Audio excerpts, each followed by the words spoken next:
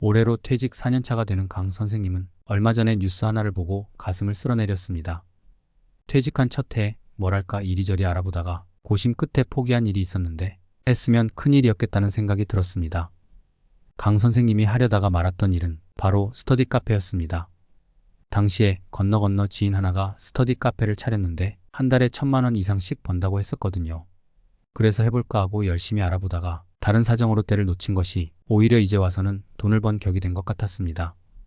분명 스터디 카페가 잘 된다고 했던 적이 불과 몇 년 전인데 대체 그 사이에 스터디 카페를 둘러싸고 어떤 일들이 펼쳐진 걸까요?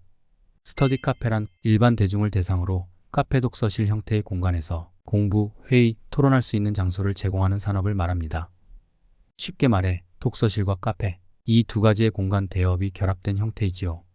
카페라는 이름과는 달리 커피를 판매하진 않습니다. 휴게실에 커피 머신과 정수기 등을 가져다 놓고 고객이 알아서 먹는 정도이지요.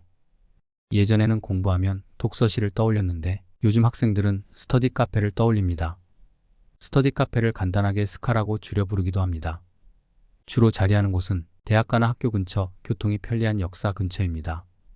독서실과 스터디 카페의 가장 큰 차이는 독서실이 교육청에 학원 설립 운영 등록증을 제출해야 하는 등록업종이라면 스터디 카페는 공간만 확보하면 누구나 할 수 있는 자유업종입니다.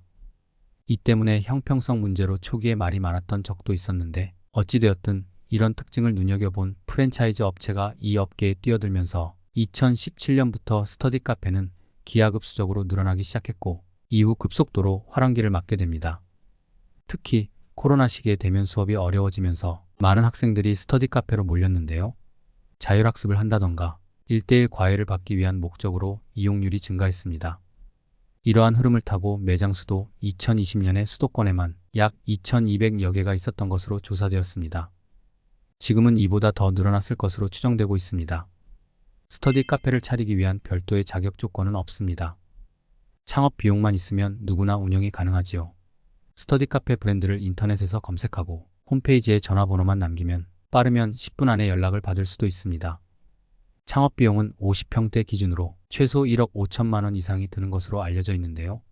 실제로 오픈을 해보면 이보다 더 많이 들어가는 게 현실입니다.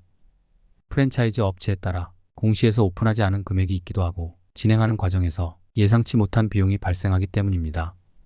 스터디 카페가 꾸준히 늘고 있는 이유로는 뭐니 해도 퇴직 후 팍팍한 취업시장의 현실을 들 수 있습니다. 일자리 구하기가 하늘의 별 따기인 상황에서 퇴직자들은 창업으로 눈을 돌릴 수밖에 없고 그랬을 때 손쉽게 얻을 수 있는 정보 중 하나가 스터디 카페인 것이 사실입니다. 여기에 무인으로 운영이 가능하다는 점 또한 큰 메리트로 여겨집니다. 한 통계에 의하면 퇴직 후 창업을 선택한 사람들 중 약 18%가 무인 운영 업종에 종사하고 있으며 8%가 스터디 카페라고 합니다. 하루 종일 매여 있을 필요도 없고 직원을 쓰는 일에 대한 부담이 적은 것은 스터디 카페의 장점임은 분명합니다.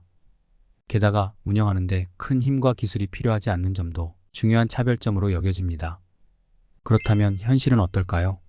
퇴직 후 스터디 카페를 운영 중인 사장님의 이야기를 들어보겠습니다. 퇴직을 하시기 전에 스터디 카페를 먼저 진행을 하신 거였어요? 그렇죠. 스터디 카페가 무인으로 운영이 되기 때문에 크게 손이 안 가고 하루에 한 번씩만 들르면 되기 때문에 직장 다니면서도 일을 할 수가 있는 상황이어서 해도 괜찮겠다라는 생각이 들어서 운영을 했습니다. 스터디 카페 창업 비용이 만만치 않게 들지 않나요? 예, 굉장히 많이 들어요.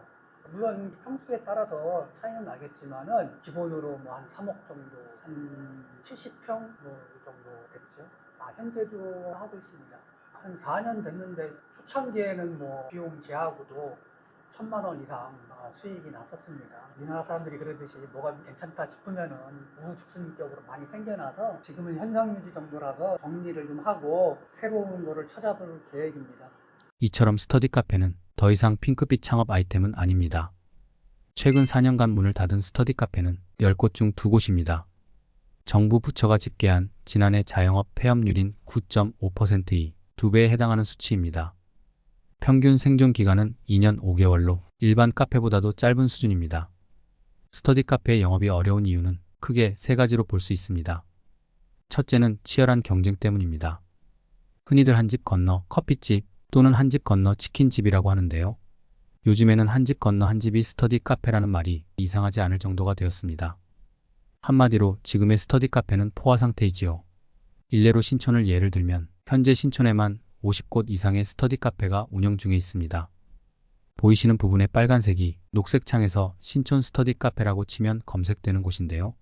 지도에는 나와 있지 않지만 검색이 되는 곳은 이보다 훨씬 많습니다. 둘째는 낮은 수익성 때문입니다. 경쟁이 과다하다 보니 점주들은 이용 가격을 낮출 수밖에 없습니다. 한때 1시간당 2,000원 이상이었던 이용료가 요즘에는 할인 혜택을 적용하면 1,000원 아래로 이용할 수 있을 정도입니다. 경쟁이 치열할수록 광고비 부담은 늘어나게 되지요. 배달 플랫폼처럼 스터디 카페 앱과 검색 포털에 등록하지 않으면 노출 빈도가 떨어져 매출에 큰 타격을 입을 수밖에 없습니다. 소비자들이 인터넷에서 매장을 검색할 때 화면의 첫 페이지 이상은 잘 넘어가지 않는 경향이 있다 보니 부담이 되더라도 광고비를 집행할 수밖에 없고 이는 그대로 부메랑이 되어 다시 돌아오게 되지요. 추가로 할인 프로모션이나 쿠폰 제공을 해야 하는 것도 수익성을 떨어뜨리는 한 요인입니다. 광고를 하는 다른 업체들과 한눈에 비교되다 보니 울며 겨자 먹기식이지만 광고를 하지 않을 수가 없는 실정입니다. 이뿐 아니라 부가적인 비용도 만만치 않습니다. 무인 시스템이고 관리 부담이 적은 운영 방식이라고는 하나 시설 유지비, 소모품비, 간식비 등 예상치 못한 비용도 생각보다 많이 들어갑니다. 결국 이런 갖가지 비용들은 순이익을 깎아먹고 운영에 어려움을 더하게 되지요. 여기서 모 스터디 카페의 수익 구조를 시뮬레이션 해보겠습니다. 일반적인 중소형 스터디 카페라고 가정했을 때 시간당 요금을 1,500원으로 잡고 하루 평균 3시간씩 30명이 이용한다고 가정하면 총 매출은 405만 원입니다. 여기에 각종 비용 220만 원을 제외하면 이익은 185만 원이 남게 되는데 사실상 이보다 수익이 더 낮은 경우가 부지기수라고 알려져 있습니다. 총 투자 금액을 생각했을 때 결코 큰 수익이라고는 볼 수 없겠지요. 스터디 카페의 영업이 어려운 이유 세 번째는 트렌드의 변화 때문입니다.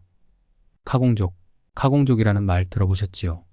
카페에서 공부하는 사람들을 일컫는 말인데요. 카공족이 늘어나는 추세도 스터디 카페에게는 위협이 되고 있습니다. 살고 계시는 동네를 같은 시간대에 둘러보시면 카페에서 공부하는 사람들은 많이 볼 수 있는 반면에 스터디 카페 안에는 그다지 사람들이 많지 않다는 것을 쉽게 아실 수 있을 겁니다. 카페 사장님들이 카공족이 많아져서 골머리를 앓고 있는 만큼 스터디 카페 사장님들은 카공족이 빠져나가서 고민하고 있는 형상입니다. 학습 방식의 변화. 요즘 학생들은 공부할 때 옛날처럼 책이나 노트를 많이 활용하지 않습니다. 온라인 학습 도구, 유튜브, 학습 앱 등을 주로 많이 사용하기 때문에 별도의 학습 공간을 필요로 하지 않지요. 부모님들 역시 가정 내 교육 환경을 강화하여 교육비와 외출에 따른 비용을 절감하려는 경향이 있습니다.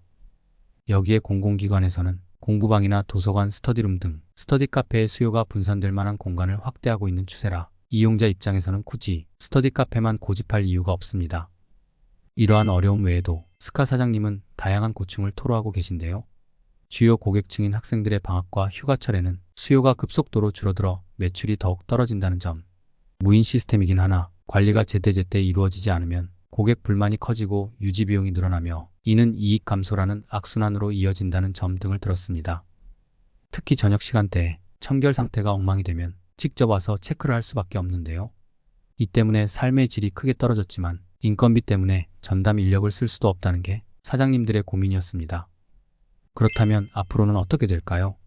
스터디 카페 업계는 이미 포화 상태에 접어들었고 향후에도 상당한 구조 조정이 예상된다는 게 전문가들의 의견입니다. 소수에 특화된 스터디 카페는 생존할 가능성이 있지만 전통적인 스터디 카페는 계속되는 폐업률 증가로 어려움을 겪을 가능성이 큽니다. 결론적으로 퇴직 후 스터디 카페 창업은 대단히 신중하게 접근하는 것이 필요합니다.